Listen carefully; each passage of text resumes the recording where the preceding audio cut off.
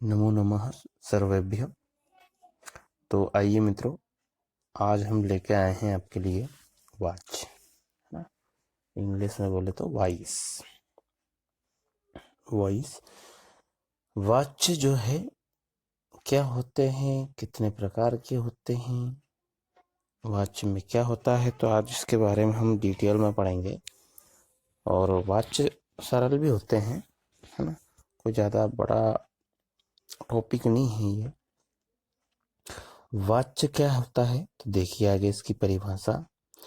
वाक्य की उस दशा को वाच्य कहा जाता है जिससे यह पता चल सके कि वाक्य के प्रयोग में कर्ता की प्रधानता है या कर्म की प्रधानता है या भाव की।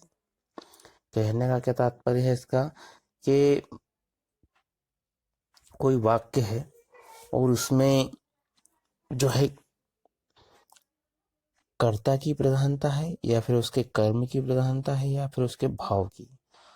कर्ता क्या होता है, कर्ता जो होता है वो क्रिया को करने वाला होता है, यानी कोई सी भी क्रिया है उसको करने वाला जो रहता है वो कर्ता होता है।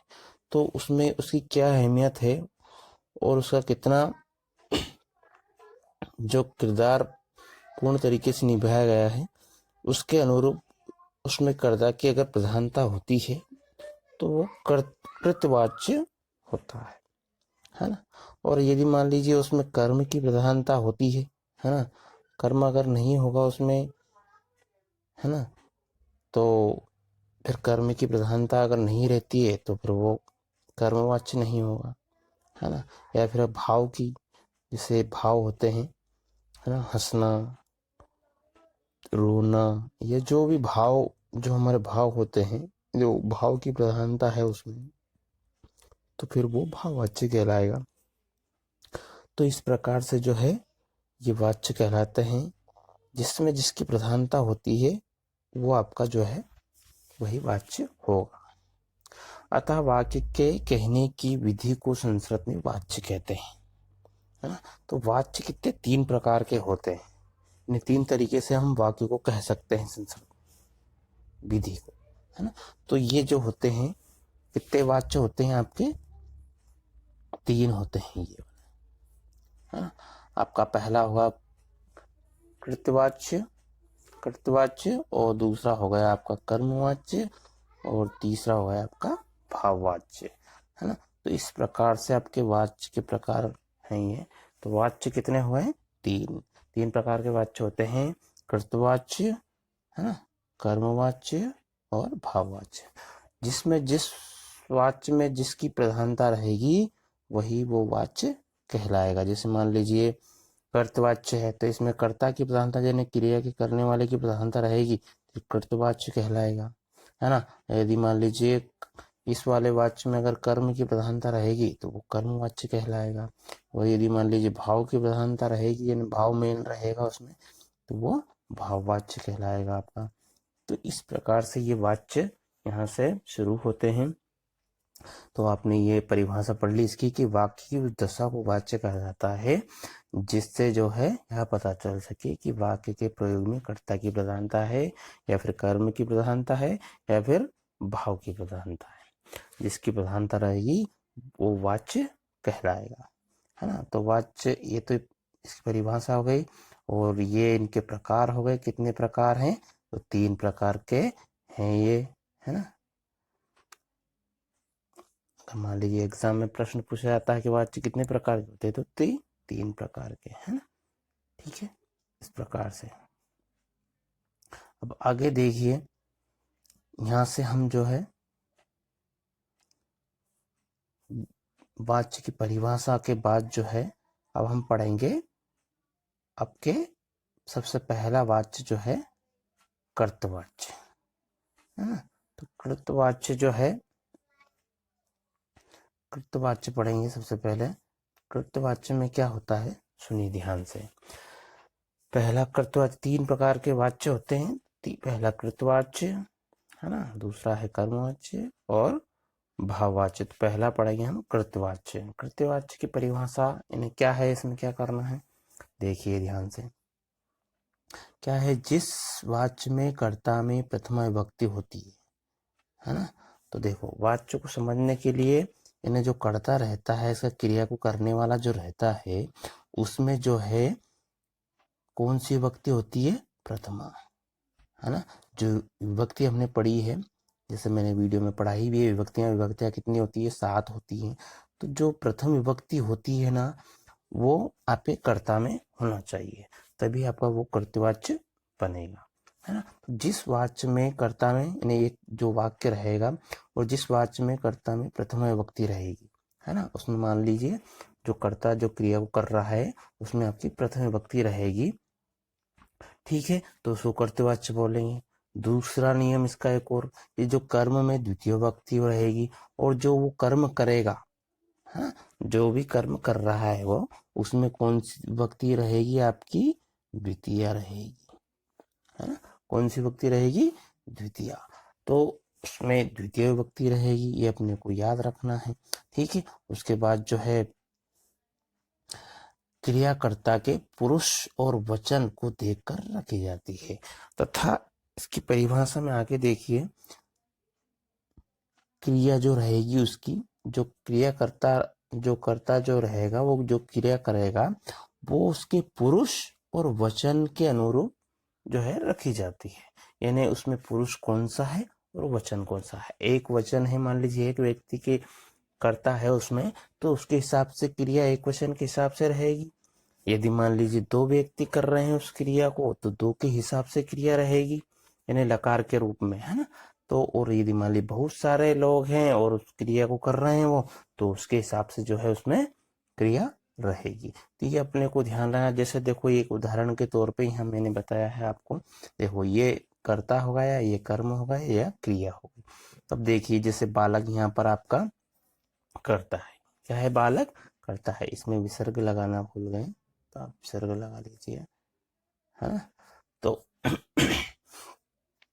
ये बालक हो गया, तो इसमें प्रथम विभक्ति हो गई, है ना। ग्रंथ, तो ग्रंथ,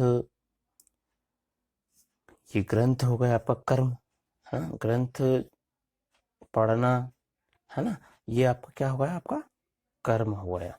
और पढ़ना क्या है, आपकी क्रिया है ना। तो ये हिंदी में बताया गया है, अभी आगे मैं नीचे बताऊंगा थोड़ा सा। तो देखिए क्या कह रहा है ये यहाँ पर, देखिए अब यहाँ पर ये आपका बालक है, तो ये बालका हो गया, तो ये प्रथम विभक्ति हो गई, है ना। हमने विभक्तियों में पढ़ा है, प्रथम विभक्ति में पुल्लिंग कोई सा भी शब्द हो तो उसमें विसर्ग लगता है ना। सुप प्रत्यय जो लगते हैं तो उसमें विसर्ग लगेगा, है ना। तो उसका अर्थ निकलेगा ने, है ना, क्योंकि सुप प्रत्यय का अर्थ निकालने के लिए, इसका बालका का अर्थ निकालने के लिए जो सुप प्रत्यय लगाया है उसमें उसका अर्थ निकला है ने, है ना। तो क्या हो जाएगा, बालक ने, या फिर बालका, तो ये विसर्ग लगाएंगे, तो ये हो गई आपकी प्रथम विभक्ति। उसके बाद देखिए ग्रंथ, ग्रंथम में हमने ये अम लगा दिया, है ना, तो क्या होगा आपका ग्रंथम, तो इसमें द्वितीय विभक्ति बन गई इसकी, है ना। उसके बाद करते हैं आपका पढ़ना का, पढ़ने में जो ती लग जाएगा तो हो जाएगा पढ़ती, पढ़ धातु में ती जुड़ जाएगा तो हो जाएगा पढ़ती। इन्हें लट लकार का रूप जो है इनमें क्रियाओं में चलता है ना। आत्मनेपदी और परस्मैपदी दोनों धातुओं के जो रूप है इनमें जो है आपके अलग अलग वाच्य में चलते हैं। तो कर्तवाच्य में जो है लट लकार के रूप चलते हैं तीनों, है ना, एक वचन बहुवचन, और इधर प्रथम पुरुष मध्यम पुरुष और उत्तम पुरुष। जैसा करता रहेगा उस हिसाब से उसकी क्रिया रहेगी, है ना। वैसा पुरुष रहेगा, जैसा पुरुष रहेगा उसमें प्रथम पुरुष रहेगा तो उसके हिसाब से क्रिया रहेगी, है ना। मध्यम पुरुष है तो उसके हिसाब से क्रिया रहेगी, और उत्तम पुरुष है तो उसके हिसाब से क्रिया रहेगी। आपने लकार पढ़े हो तो उसमें आप देख लेना, नहीं तो मैं आगे पढ़ाऊंगा वीडियो लकार के भी बताऊंगा, तो उसमें आप देख लीजिएगा। अभी मैं सिर्फ आपको साधारण बता देता हूँ कि वही लकार जो है उसमें तीनों वचन होते हैं और 3 पुरुष होते हैं, प्रथम पुरुष मध्यम पुरुष और उत्तम पुरुष, है ना। तो जिस वचन के हिसाब से जो पुरुष रहेगा उसके हिसाब से ही क्रिया रहेगी, है ना। यदि मान लीजिए अब यहाँ 2 बालक रहेंगे तो अपन क्या लिखेंगे, बालकऊ, है ना, यानी 2 बालक ने ग्रंथ पढ़े, है ना। तो इस प्रकार इसी प्रकार उसकी क्रिया हो जाएगी कि भाई यहाँ पर पटसी हो जाएगा, है ना। ठीक है, तो उनके हिसाब से ये क्रिया चलेगी। तो देखिए यहाँ पर हम सिर्फ वाच्य पढ़ रहे हैं अभी, तो वाच्य में देखिए क्या हो जाएगा, कर्तवाच्य में बालकः ग्रंथम पढ़ती, यानी क्या होगा आपका, बालक बालक ग्रंथ पढ़ता है ना। तो अब देखिए आगे इसमें क्या बताया है कि इस वाक्य में कर्ता बालक में प्रथम विभक्ति है, जैसे बालकः, कर्म यानी ग्रंथ में द्वितीय विभक्ति है, ग्रंथम हो जाएगा, तथा क्रिया पढ़ता है तो कर्ता के पुरुष और एक वचन के अनुसार जो है पढ़ती रखी गई है, क्योंकि यहाँ बालक एक है आपका, है ना, इसलिए ये प्रथम पुरुष है ना, इसलिए यहाँ पर जो क्रिया भी जो क्या हो जाएगी आपकी, पढ़ती हो जाएगी, क्योंकि एक ही करता है ना। यदि मान ली दो होते तो पढ़ती हो जाता, दो से अधिक होते तो फिर बहुवचन हो जाता, है ना। तो फिर यहाँ पर भी बहुवचन होना चाहिए अपना, बालका हो जाएगा यहाँ पर, जैसे ये लिखा है मैंने बालका, यहाँ हो जाएगा पठंती, इस प्रकार से। तो ये थे वाच्य में आपका कर्तवाच्य, जो बहुत ही सरल है ना। तो हमें सिर्फ अपने इतना सा याद रखना है कि कर्तवाच्य में जिस वाच्य में कर्ता में प्रथम विभक्ति होती है, कर्म में द्वितीय विभक्ति होती है, तथा क्रिया कर्ता के पुरुष और वचन को देखकर रखी जाती है, उस वाच्य को हम कर्तवाच्य कहते हैं। ये परिभाषा आपको याद होनी चाहिए, तभी आप जो है कर्तवाच्य को समझ पाओगे। तो इस प्रकार से ये आपका कृतवाच्य हो गया। इसमें एक उदाहरण मैंने बता दिया है, और भी अन्य उदाहरण बताऊंगा मैं। देखो जैसे एक और दे रखा है यहाँ पर, नीचे देख लीजिए। तो देखिए इसमें क्या किया उसने, देखिए करता है ये हमारा राम, प्रथम विभक्ति में मैंने पढ़ाया अभी आपको, है ना, विभक्तियों में राम रामम रामे रामाय रामत रामस्य रामे राम, इस प्रकार से विभक्तियां मैंने आपको याद करवाई है। वीडियो में अगर नहीं देखी हुई तो देख लीजिए आप, है ना। देववाणी संस्कृत चैनल जो है सर्च कर चैनल सर्च में लाके 7वें नंबर पे मेरा चैनल आता है, तो उसमें आप जो है विभक्तियों के सारे डले हैं, और भी वीडियो डालूंगा अभी अभी बहुत सारी विभक्तियां यानी जो शब्द रूप है बचे हैं अभी, लेकिन आज ये वाच्य का वीडियो हमने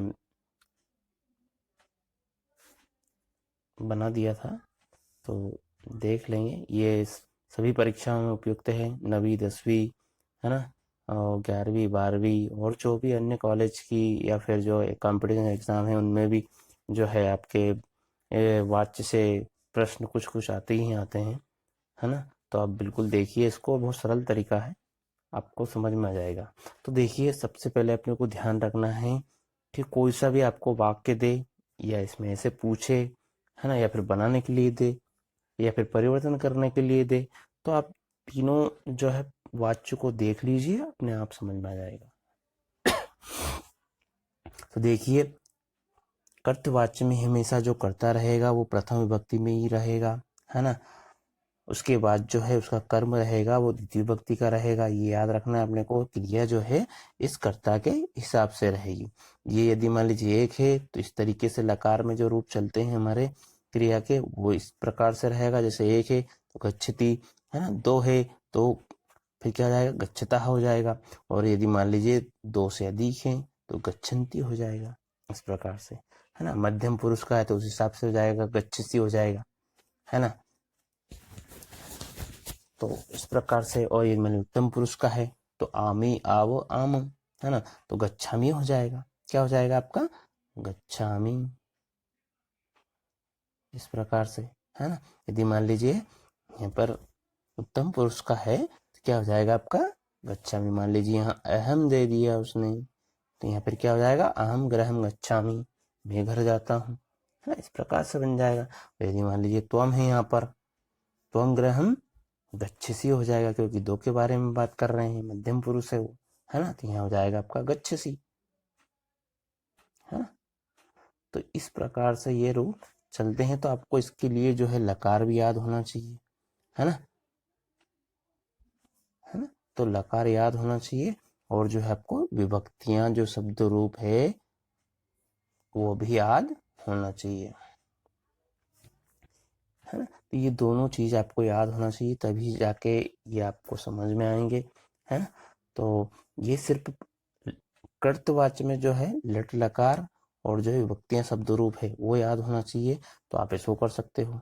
है ना। फिर कर्मवाच्य आएगा, तो उसके लिए आपको आत्मनेपदी वाले जो धातु रूप हैं लकार के, वो आपको जो है याद होना चाहिए, तभी आप जो है आत्मनेपदी वाले यानी कर्मवाच्य जो है याद कर सकते हैं। तो फिलहाल जो है अपने को ये याद रखना है कृतवाच्य में कि इसमें जो कर्ता रहता है वो प्रथम विभक्ति का रहता है, जो कर्म है वो द्वितीय विभक्ति में होता है, और जो क्रिया रहेगी वो कर्ता के हिसाब से रहेगी। जो क्रिया करने वाला है वो एक है कि दो है ना, प्रथम पुरुष का है कि मध्यम पुरुष का है कि उत्तम पुरुष का है, ये ध्यान अपने को रखना है। तो इससे आपका ये कर्तवाच्य हो जाएगा, बहुत ही सरल है, ध्यान से देखिए आप। तो ये था आपका कृतवाच्य। चरण में आगे बने रहिए, अभी मैं आपको कर्मवाच्य भी पढ़ाऊंगा और जो है भाववाच्य भी। तो ये आपको समझ में आया ही होगा, है ना, मेरा ख्याल है आ गया होगा, है ना। जिसको अगर मान लीजिए शब्द रूप विभक्तियां कंप्लीट याद है और उसके बाद जो है लकार याद है, वो व्यक्ति को ये फट से समझ में आ जाएगा कि भाई कृतवाच्य में कर्ता जो रहेगा वो प्रथम विभक्ति का रहेगा, कर्म जो है आपका द्वितीय विभक्ति का रहेगा, और जो क्रिया रहेगी वो आपके कर्ता के हिसाब से रहेगी। तो ये था आपका कृतवाच्य। इसके आगे देखिए, अब हम पढ़ने वाले हैं कर्मवाच्य। थोड़ा सा पीडीएफ थोड़ी उल्टी सीधी हो गई है।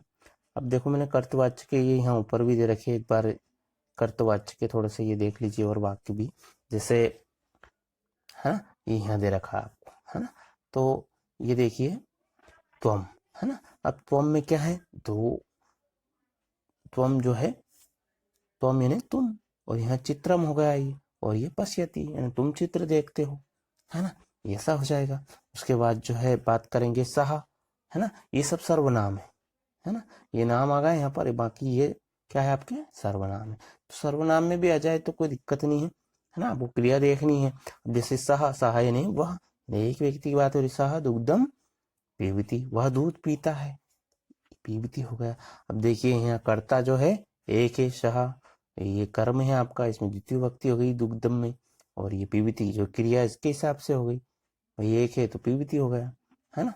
तो इस प्रकार इस तरीके से ये बनते हैं अहम। अब देखिए यहाँ पर ये उत्तम पुरुष का वर्ण है ना, लकार में से उत्तम पुरुष का है, तो यहाँ आपका ग्रामम यानी द्वितीय विभक्ति लगी है, और ये आपका गच्छामि यानी लट लकार का जो है एक वचन हो गया आपका, अहम ग्रामम गच्छामि, मैं गांव जाता हूं।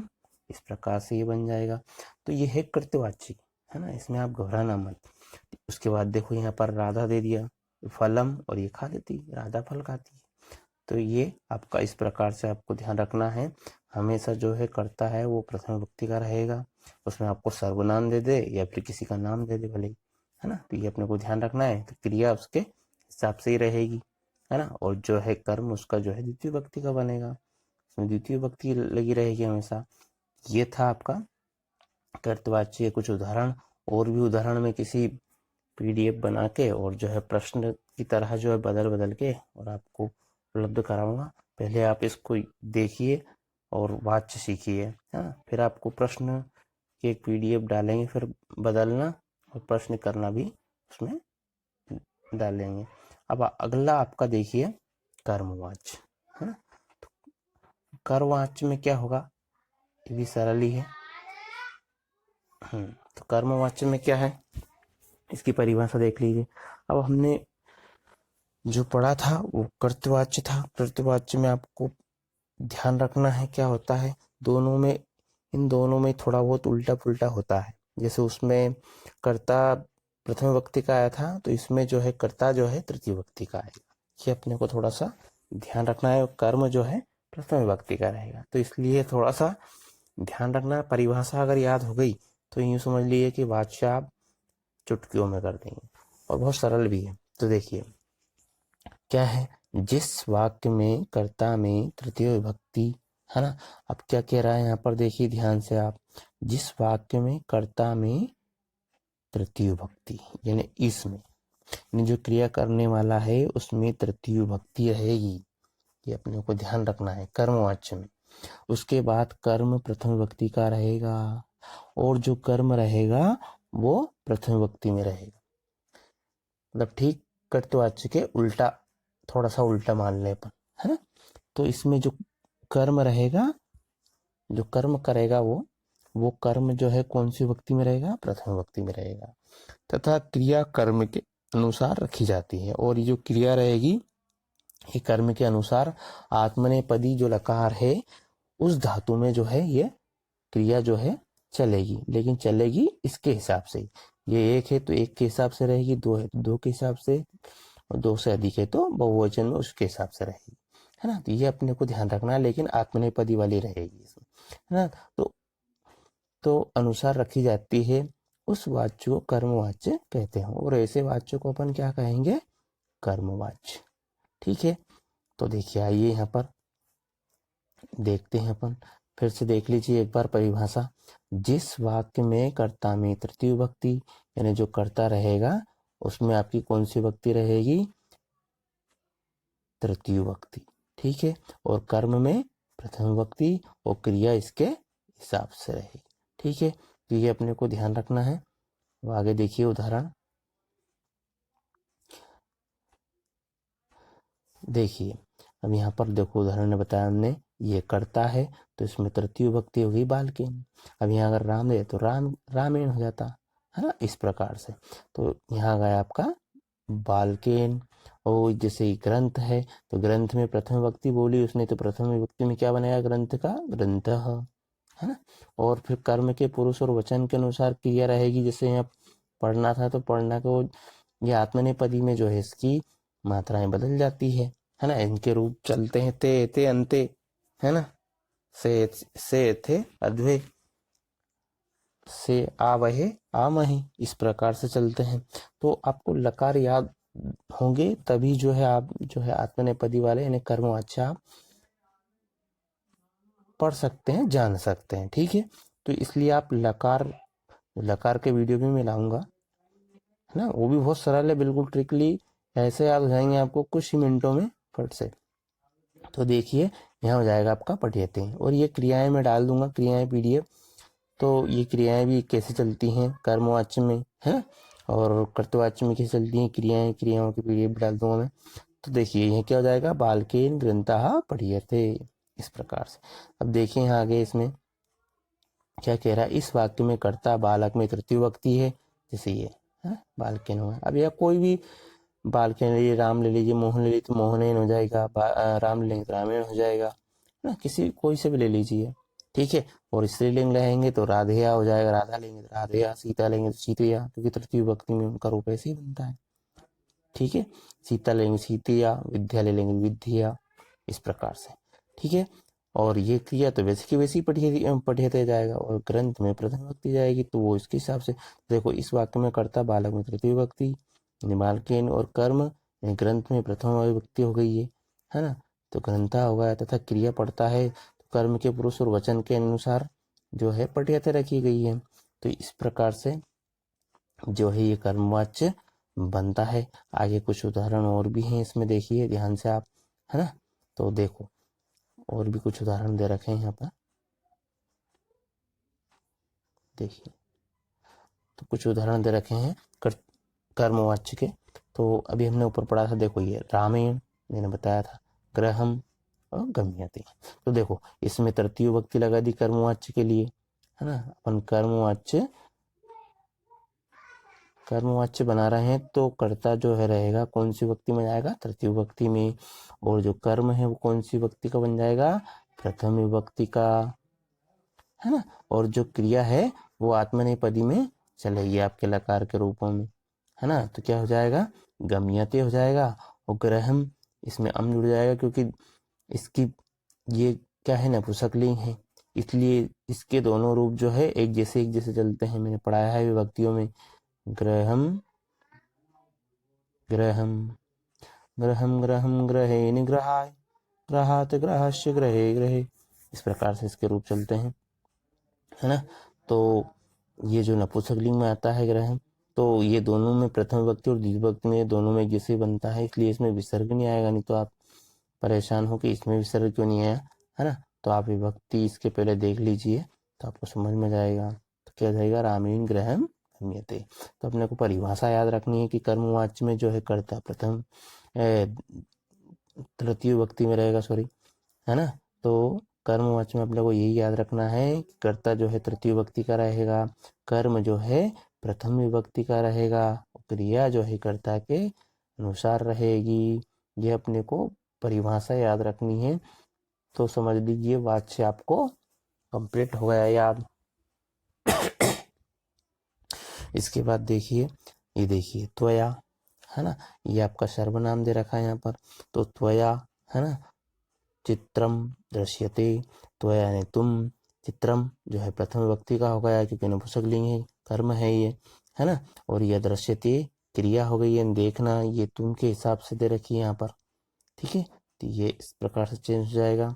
उसके बाद है तेन दुग्धम पीयते, है ना, तो इसका सहा, है ना,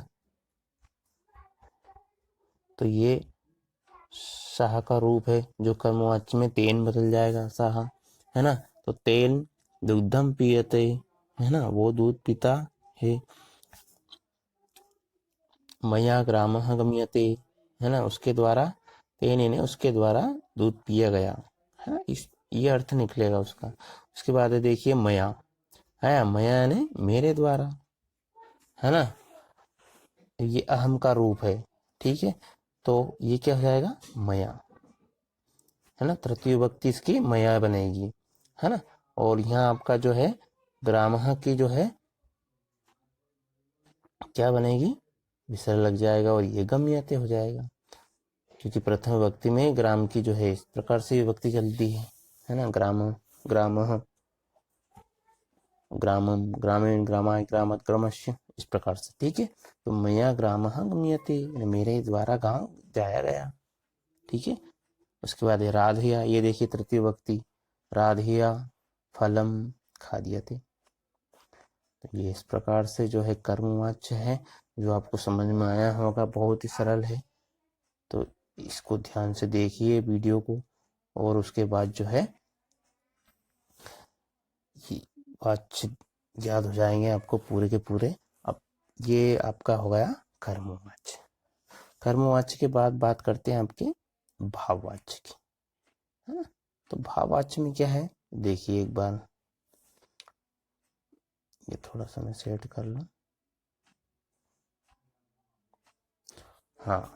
तो भाववाच्य देखिए, भाव के तो नाम से ही आप जान गए होंगे कि भाववाच्य क्या होता है ना, जिसमें भाव व्यक्त किए जाते हैं, भाव प्रकट किए जाते हैं, वो भाववाच्य होता है। तो जो क्रियाएं अकर्मक, जिनमें कर्म नहीं होता है ना, क्या नहीं होता है, कर्म, है ना, जो भी हम कर्म करते हैं, है ना, तो वो कर्म नहीं होता है भाववाच्य में। तो क्या है, जो क्रियाएं अकर्मक, है ना, जो क्रियाएं अकर्मक है, जिनमें कर्म नहीं होती है, उनसे कर्मवाच्य नहीं बन सकता, क्योंकि उनमें कर्म नहीं होता है।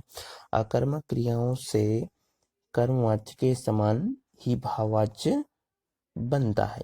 इसमें भी कर्ता में तृतीय विभक्ति होती है। भाववाच्य में भाव यानी क्रिया की प्रधानता रहती है, अतः भाववाच्य में क्रिया हमेशा प्रथम पुरुष एक वचन में तथा कृदंत प्रत्ययों से बनी क्रियाओं में नपुंसकलिंग एक वचन रखा जाता है।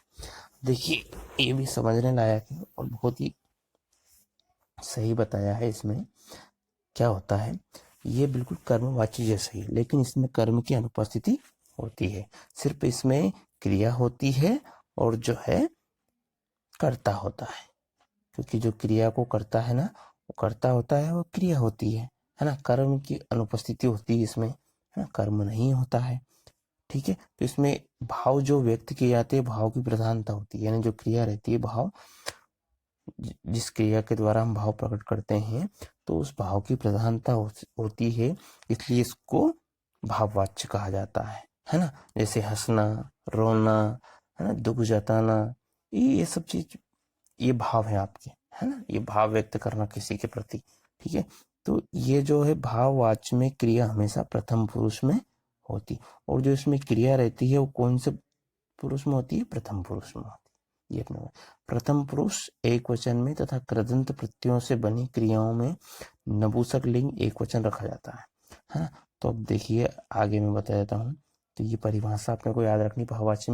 भाववाच्य में जो है अकर्मक क्रियाएं जिनमें कर्म नहीं होता है और उनसे जो है भाववाच्य बनाया जाता है। इसमें कर्ता तथा क्रिया की प्रधानता होती है, यानी भाव की प्रधानता होती है ना। तो इस प्रकार से जैसे देखिए ये उदाहरण दिया है उन्होंने यहाँ पर।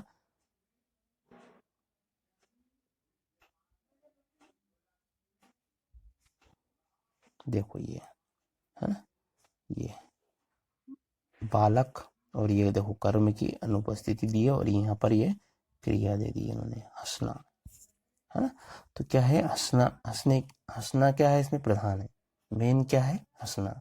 अगर बालक दे देगा सिर्फ तो क्या पहचान होगी, क्या कर रहा है वो, कौन सी क्रिया कर रहा है, तो हंसने की क्रिया। और हंसना क्या है, एक भाव है ना, क्योंकि ये ऐसी क्रिया नहीं है ना, जो कर्म बता रही हो, कर्म नहीं बता रही है ये क्रिया, है ना। हंसना है सिर्फ, और क्या।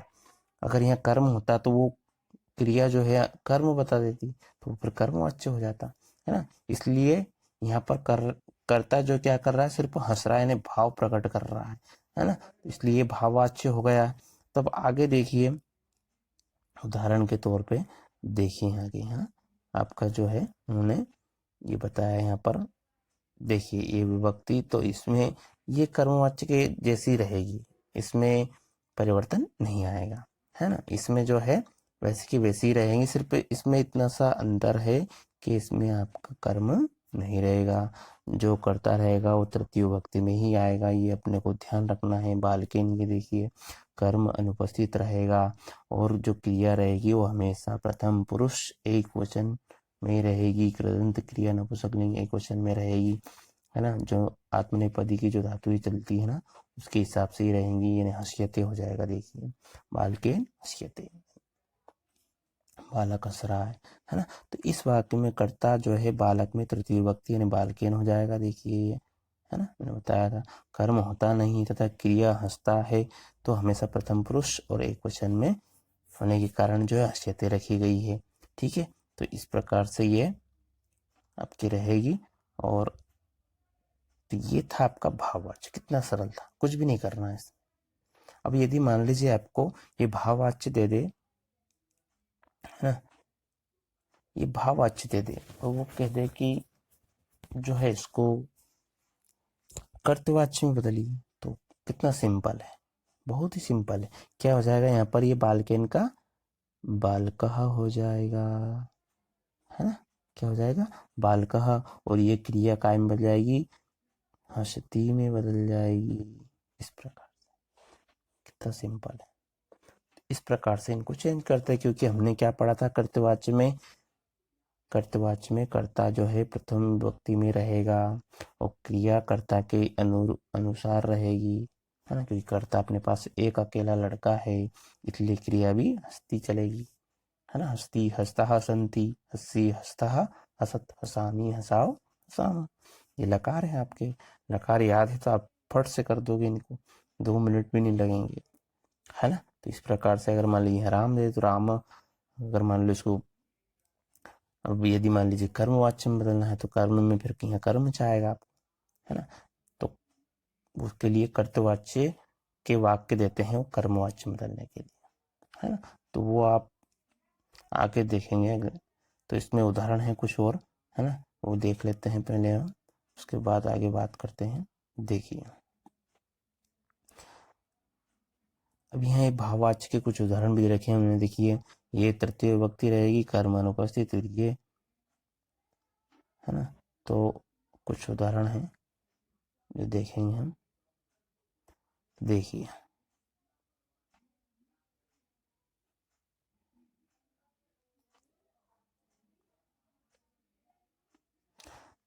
त्वया धाव्यते, इसमें कर्म अनुपस्थित है, देखिए, है ना। तुम दौड़ती हो, दौड़ते हो, है ना। तेन गम्यते, है ना। उसके बाद रामेण भव्यते, मया भ्रम्यते। देखिए इनमें सब में कर्म गायब है।